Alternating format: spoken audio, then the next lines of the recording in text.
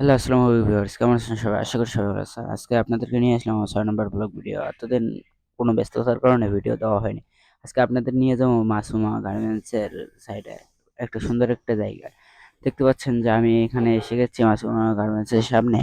এখানে দেখতে পাচ্ছেন যে কত সুন্দর একটা প্লেস, সামনে কত সুন্দর একটা নদী।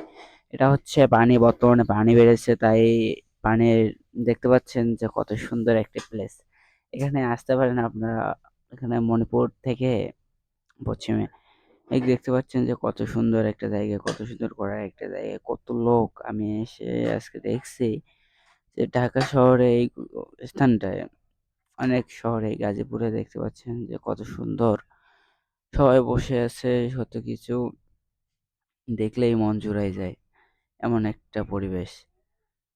আপনারা দেখেন যে কত সুন্দর একটা জিনিস, বাট দেখতে পাচ্ছেন যে কত সুন্দর।